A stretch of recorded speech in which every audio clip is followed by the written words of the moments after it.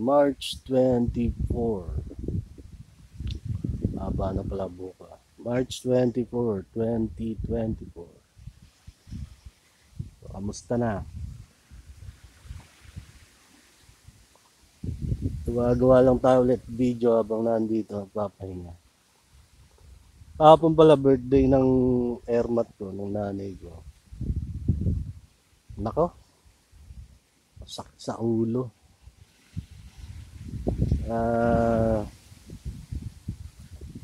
Baga para bang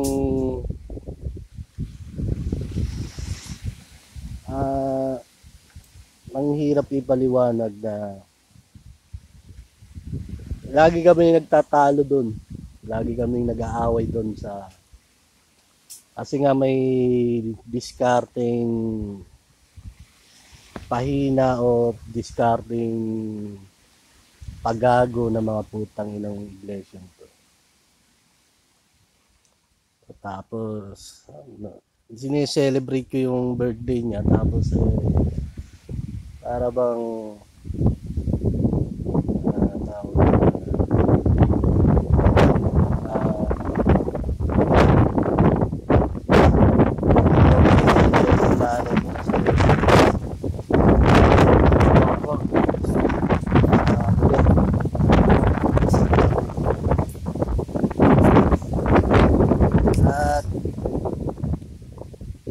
binabaligtad pa ako yun para ba ewan ko saan natututong nanay ko. Hindi naman ganyan yung pero sa simula't-simula pa ganyan talaga ugali niya.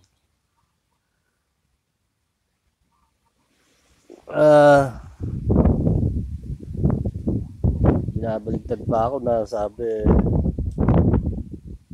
wala ka namang alam sa Biblia, wala ka namang pagmamalaki ba, wala ka namang naku po na ewan ko sino nag-uudyok sa nanay ko, sino nagtuturo sa nanay ko ng mga ganyan diskarte. Kasi yung mga natututunan niya kasi sa simbahan hindi purong Biblia tulad nga ng sinabi ko. Baka siguro natututunan niya lang mga drama, mga arte lang ng mga pastor o ano. So sa iba't ibang lugar, sa iba't ibang churches, pagka nagturo ang pastor niyo na walang puro drama lang, puro mga nangyayari sa reality, kunyari yung mga may away mag-asawa, away away pamilya o mga pakikisama sa politiko, mga ganyan. Nako po, saan mo wala kang matutunan.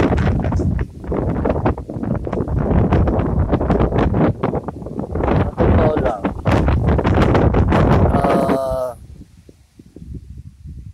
Hindi naman kasi mga kasama ko mga pastor dito, mga kasama ko yan. So meron lang kaibahan na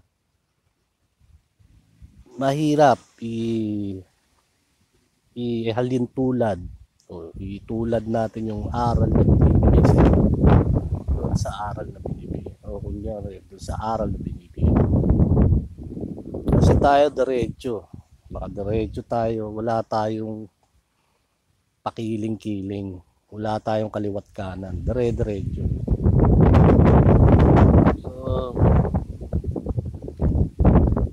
Wala akong ganang mag-aral-aral ngayon kasi nawawalan ako ng gana magturo o magbigay ng alam. Siguro nandun na lahat sa page yung mga dapat yung malaman. Nakakatamad na magsalita tungkol sa Biblia kasi hindi naman ewan ko kung ukol para sa inyo yung mga aral. O ewan ko kung para sa inyo kung gusto nyong matuto tungkol doon. Ngayon, ang gusto kong ipakita sa inyo yung ano bang klaseng kengkoy, ano bang klaseng payaso meron tayo sa bansa. Diba? Haba na talaga ng buhok, biyakers na. So, eto, example sa mga kengkoy, naririnig ko sa tawag nito sa noon pa na naitayo na raw. Ayun, yung mga simbahan naitayo na sa iba't ibang bansa. Kasi parang ang representante natin dito sa bansa ay yung mga iglesia. Parang yun yung pinagmamalaki ng bansang to doon sa iba't ibang bansa. Kasi nga sa buong mundo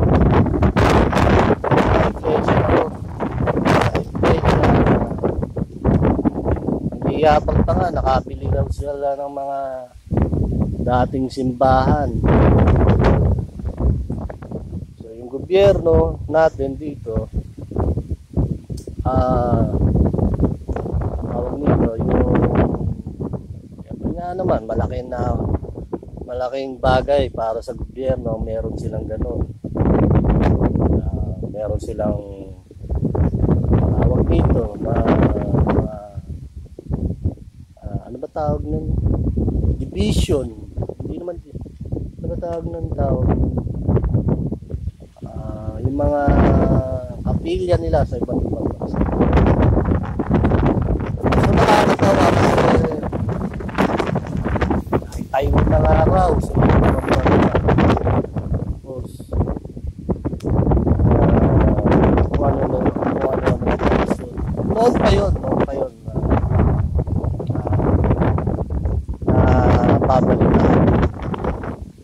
Noon pa yun 2019 pa yata, 2017. Ngayon tumantya ulit kayo, patitimbangin ko ulit kayo. Eto, titignan natin kung magaling ka talagang manghula, magaling ka talagang tumimbang. Kumbaga sa 1 kilong bigas, buhatin mo, timbangin mo ng sarili mong lakas. 1 kilo ba yun? 2 kilo ba yun? So ngayon, patatantyahin kita, talagang marunong ka. Iiwasan ba ng Pilipinas o sa buong mundo, maiiwasan ba ng mga tao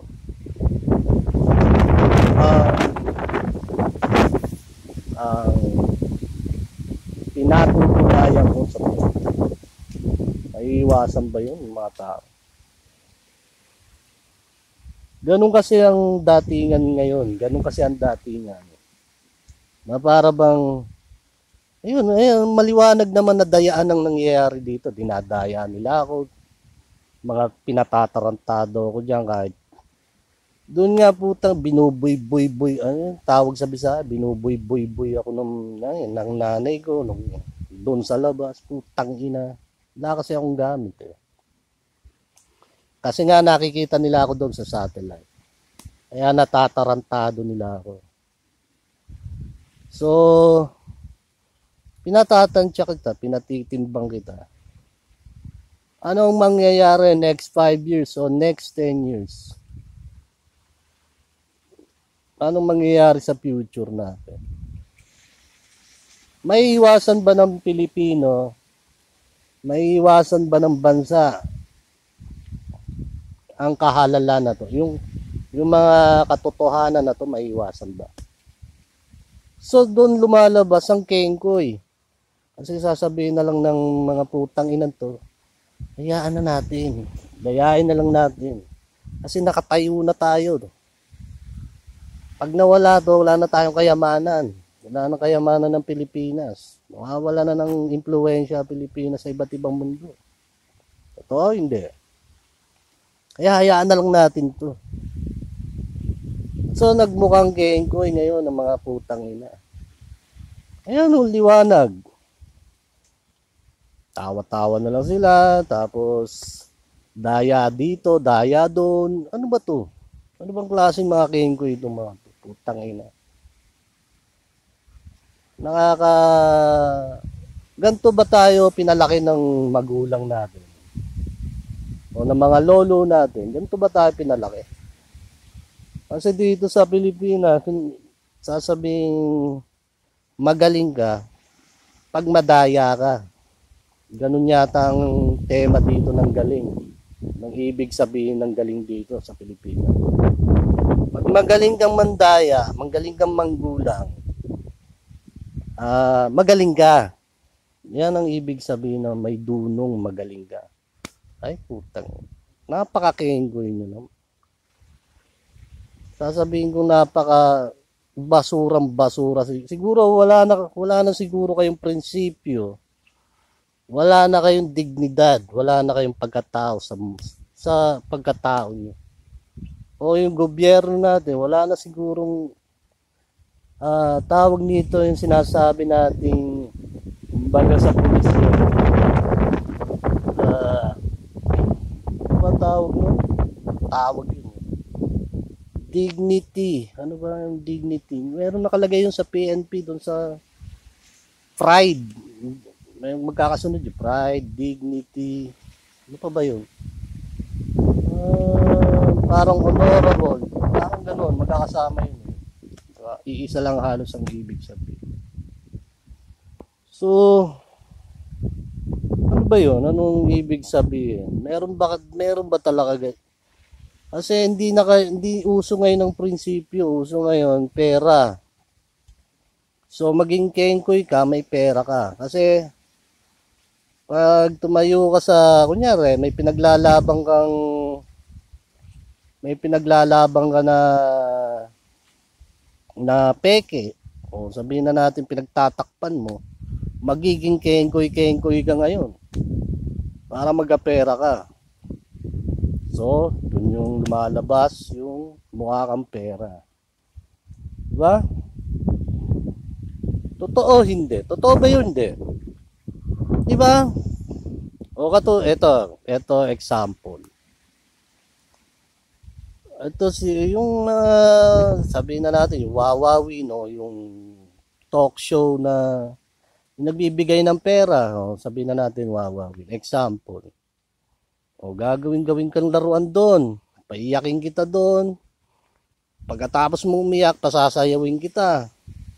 Diba? Ganun yun. Tapos siyempre, ginawa mo yun, bibigyan kitang pera. Hindi ko kaya yung ganun. Siguro kaya nga hindi ako Kaya nga hindi na natin pinasok ang showbiz. Awit. Kasi ayoko ng ganun. Ginagawa kang tarantado. Di ba? Kakapera ka, gawin kang tarantado. Awit. So ilan nung meron tayo dito sa gobyerno? Ilan nang meron tayo dito sa industriya ng telebisyon, industriya ng radyo? Kaya ako pinatatansya kayo, pinatitimbang ko kayo. Maiiwasan ba natin ang lason na pinakalat ni Jan sa buong mundo? Kaya nyo bang iwasan? Kaya nyo bang gamutin yung kamandag na pinakalat ko sa buong mundo at sa buong bansa? Kaya nyo bang pigilan lahat? 5 to 10 years from now, hindi ko alam. Baka siguro magmukha kayong kengkoy sa buong mundo. Diba? Totoo ba yun? Hindi. May katotohanan ba yung sinasabi ko? Ako, hindi ako katulad nyo. Hindi ako marunong mandaya eh. Gulang, ano bang gulang? Isa, ako pa nagugulangan eh. Ewan ko ba? Wala akong, kasi may tiwala kasi ako sa lakas ko at dunong ko. May tiwala ako sa sarili ko. Nakuha niyo yun? Hindi ko kailangan ng kung sino para lang makuha ang gusto ko. Ngayon, pinatatansya kayo, tumimbang kayo. Ano sa tingin nyo? 5 to 10 years. Sa tingin nyo, ako lang ba ang lumalaban dito? Napakarami ko ng kasama. Napakarami na nila. Kaso, yung iba sa kanila, chicken. Mga chicken. Ang ibig sabihin nun sa English, mga duwag. Mga walang bayag. Yun ang ibig sabihin sa English. Yung chicken. Your chicken.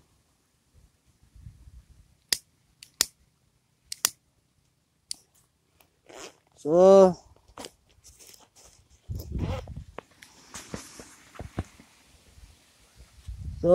ano, ang posibilidad na nangyari. So, sabihin na natin hindi 10 years, sabihin na natin 100 years, 50 years. May makakaiwas ba? Habang buhay bang Kengkoy? Kasi, hanggat nandun yung katotohanan na sinabi ko, naging alamat pa tayo sa iba't ibang bansa. Dito sa, naging sikat, kumbaga naging sikat tayo. Dahil dito, wala ba yung pangalan ko na pinatunayan ko dito sa bansa?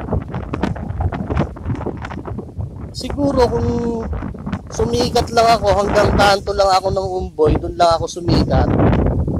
Baka siguro madaya nyo ako. Baka magulangan nyo nga siguro ako. Pero kung hanggang ibang bansa umabot ang pangalan ko, ay magtagutan ako. Nasabi ko. Diba? Totoo ba? Hindi. Lagi ako nagsasabi kung totoo ba o hindi. Kasi baka sabihin nyo, ako lang yung nagsasabi ng ako lang yung nagpo-push sa sarili ko. Napakabigat naman no, na ako lang ang naniniwala sa sarili ko. Awi. Ayoko ng ganun. Dapat meron ding maniwala, diba? Kaya sinasabi ko, totoo ba? Diba? Alam nyo, tagal ko nang gusto kong umalis. Kaso iniisip ko lalo ako madidisgrasya ka ako. Kasi unang-una yung kailangan ko. Hindi naman madidisgrasya kahit saan naman ako pumunta eh. Okay. Ang problema, syempre dapat kumpleto ka, sigurado ka sa pupuntahan mo. Para ipamukha ko dito, sampal ko sa mga putang inan to. Sino bang ginago niyo? Diba? Mahirap yung sumikat ka lang sa kanto. Sumikat ka lang sa simbahan mo. Miyembro mo lang ang naniniwala sa iyo.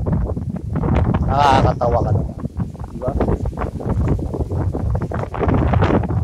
Mas masarap yung buong mundo naniniwala sa iyo. Hindi ka pangkanto. Diba? Hindi tayo pangkanto, hindi tayo pang saan-saan. Pang worldwide tayo. Baga sa alcohol, hindi lang pang pamilya, pang sports pa. Diba? So, anong tansya meron kayo? Anong klaseng manghuhula kayo? Anong klaseng Madam Auring ang meron kayo? Para matansya nyo, matimbang nyo. Ano bang mangyayari? Sa kinabukasan, sa susunod na 10 taon, sa susunod na dekada, sa susunod na 20 na taon, sa susunod na ilang taon. Kaya bang dayain mga gagong to at magpanggap na lang sila doon na isang totoo. Panggap silang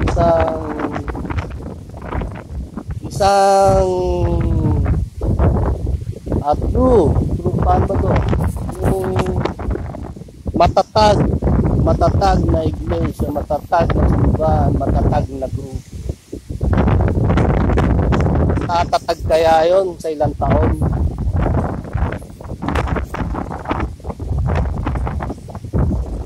Baga sa bakal, isa kang bakal, naglagay ako ng kalawang sa'yo, hindi mo kinaya yung kalawang.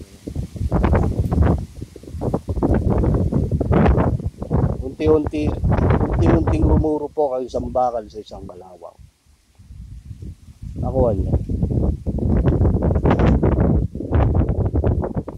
Baga sa kahit pigilan mo, kung marami ang nakakaalam, alangan namang sumunod ang mga tao sa demonyo. Alangan namang magpasunod ang demonyo ng isang tagasunod ni Kristo. Kuha nyo? So ano mangyayari sa gobyerno natin? Tingin nyo. Anong posibleng mangyari sa gobyerno natin? So, sabihin na natin mga iglesia ang humahawak sa gobyerno natin. Anong posibleng mangyari sa gobyerno?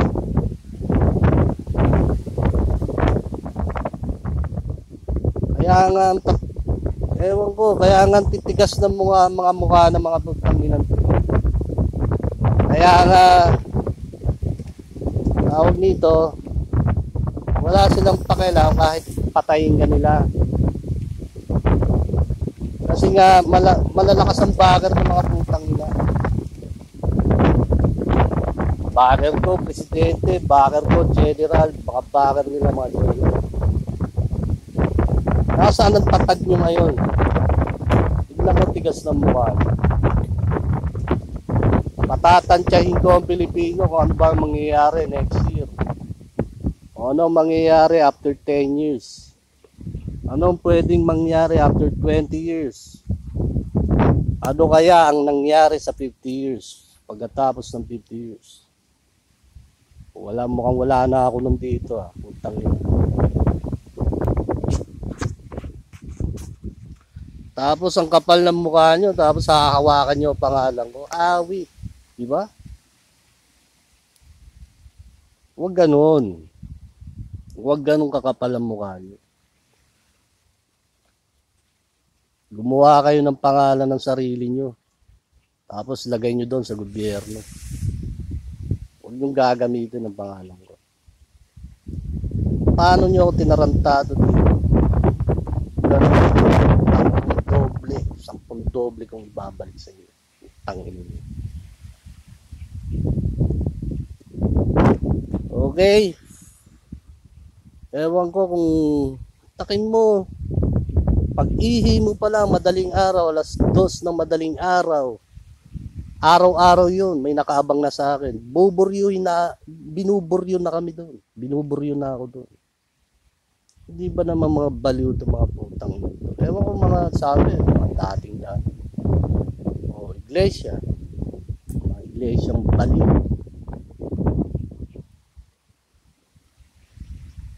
Diba? Ewan ko anong klaseng baliw. Anong klaseng kengko yung mga putang ito. Kasi nga hindi sila makagalaw.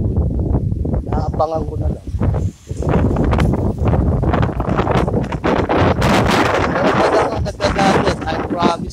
I promise you. Ako mismo gagalaw siya.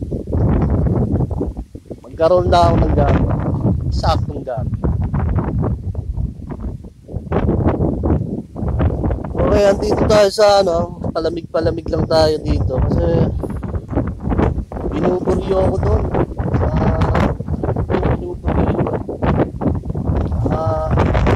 May nakikita kasi sila sa katawang ko. Kunyari, nagiging masaya ako, nalilibang ako dun sa kanta. Kunyari, nagpapatulog ako. Nagiging masaya ako, nalilibang ako. Tsaka ngayon, titirahin ng mga putang ina to, gagawin. Para hindi ka may nakikita sila sa katawang ko. Ewan ko kung ano yun. Pero mo-obserbahan ko sila.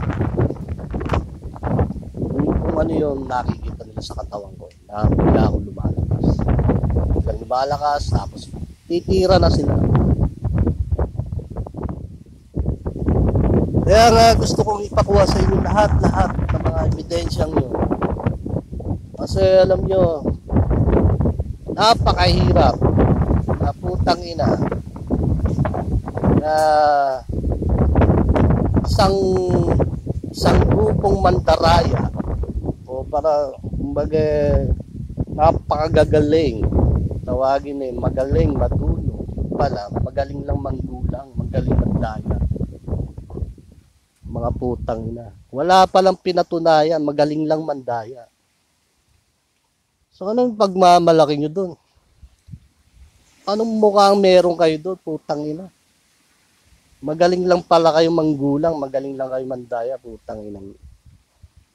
Di ba? Ako, kahit mag-isa lang ako,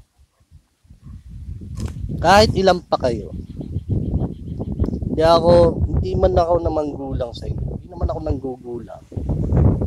Pero tandaan nyo sinabi ko. Wala kayong takot. Gawin yung lahat. Wala kayong takot.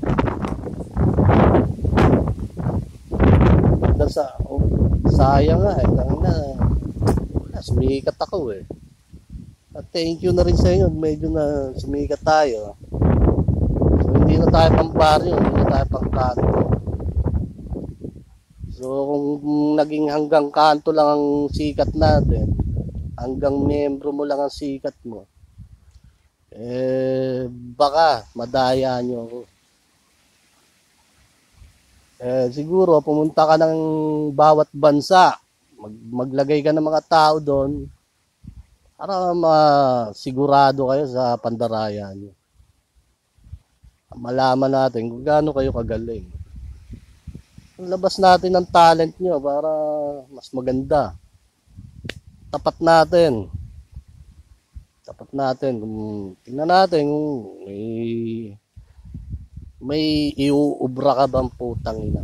Tingnan natin, diba? Sa mga tropa ko sa Trudge, sa The Rock of Jesus Christ, pinakailangan ko ng assist nyo na ilabas nyo lahat ng mga ebidensyang hinihingi ko, kasi kailangan natin yan. Mahirap nang mapaikot tayo ng mga demonyong to, ng mga diablong to, para lang dayain lahat ng pinaghirapan natin. Kasi alam nyo, ito pa, yung sinasabi ko sa inyo, sa Facebook nanonood lang ako ng video sa Facebook. Nagugulat ako, ginagago ako nung nasa video. Tapos, nung napanood ko ulit, ba't yun? Iba yung sinasabi. Hindi yung dating sinabi. Yung pala, nadadabing nila yung Facebook. Nadadab nila yung sinasabi sa Facebook. Kaya yung mga nagsa-social media, vlogger, mag-ingat-ingat kayo kasi pwede kayong masira sa mismong post nyo, sa mismong video nyo. Kasi pwede nilang madaya yung mga sinasabi sa video.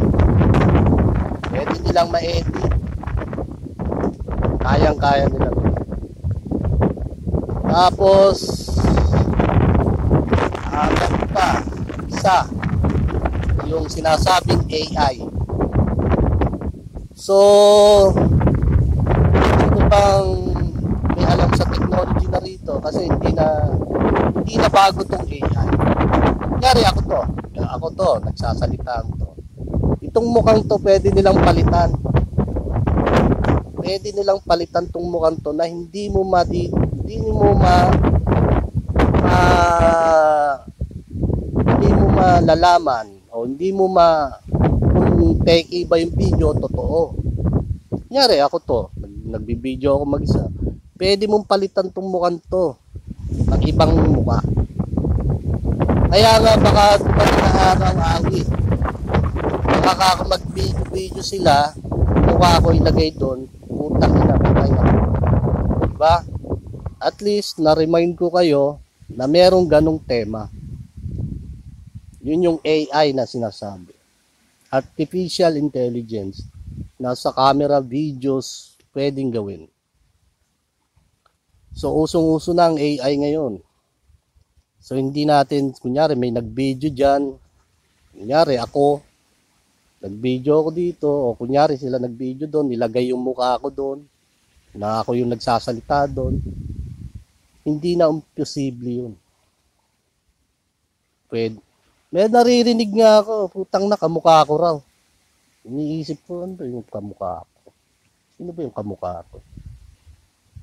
Kaya pumapasok sa isip ko, baka putang na, baka na dumadali na naman ng bodol itong mga putang inang iglesia. Mukhang may kamukha na naman ako dun ah. Parang ganun ang tema kasi parang ganun ang nangyayari. So, sa mga tropa, dito lang kayo sa page, manood. O kaya dun sa ibang, magbase kayo sa iba't ibang pages. Pag nanonood kayo ng video ko, nanonood kayo ng magbase kayo sa mga iba't ibang pages kasi hindi natin alam na dinadaya yung sa video, o ginugulangan tayo ng mga putang ina nito. So marami ng daya ngayon, napakarami na. So hindi naman para sa akin yun, puta, kahit magdaya kayo naman daya, putang ina, wala akong pakialam. Hindi naman para sa akin yan. Diba? Unang-una sa lahat, anong kayamanan kung maitatayo natin ang isang pinatunayan, ng isang alamat? Diba? Hindi naman mandaya kayo, parang yung sa Diyos. Kung paano naging masama ang isang lugar, lalo niya pang pinasama yung isang lugar. Ganon ang Diyos. Alam niyo ba yun? Kung paano naging masama ang isang lugar, kunyari masama itong lugar na to, binibigay kita sa kasamaan. Yun ang sinasabi ng Diyos. Mandaya kayo, doon kayo. Wala kaming pakialam. Kaya ganun din ang sa inyo. Dahil unang-una sa lahat, hindi naman ako o ang Diyos ang dinaya mo, kundi sarili niyo. Nakuha niyo ako. Kasi alam mong meron kang, alam mo kung anong meron dito. Alam mo kung anong meron na kayamanan dito. Diba? Tapos, papadaya mo yung kayamanan na yun sa kung kani-kanino para lang mawala ang kayamanan na yun. Diba? Totoo, hindi. Hindi ako ang dinaya nyo, putang ina. Hindi sarili nyo lang ang dinaya nyo. Dahil unang-una sa lahat, ayoko naman talaga putang ina. Pero, kinakailangan ko lang na iangat yung pagkatao ko. Kasi nga, napakaraming katarantaduhan na ginawa sa akin para lang ako inahiya sa mga tao. Kaya inaangat ko lang. Wala naman akong pakialam. Dito kayo sa bansang to, doon naman ako sa kabila. Doon ako sa mga neighbor na bansa.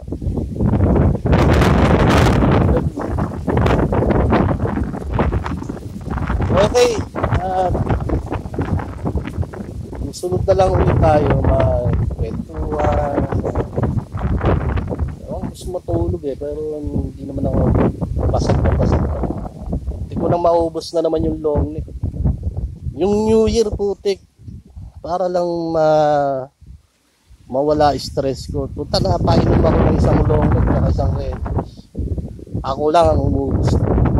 Kahapon, munti ko na namang maubos yung isang longot. Tapos wala pa. Kaya sabi ko, magpapapawis muna ako. Baka patihin ako. Okay, at susunod na lang ulit. Galingan nyo tansya nyo, galingan nyo timbang nyo. Galing-galingan nyo. Kasi kumuha kayo ng powers kay Madam Auring, sa bolang bilog, tutulog-tulog. Ganun lang yun. Ganun, kumuha ka doon ng powers. Para matimbang mo kung anong mangyayari next 10 years, next 20 years, next 50 years. Di ba? Susunod na ulit sa lahat ng The Rock of Jesus Christ, na followers ng The Rock of Jesus Christ.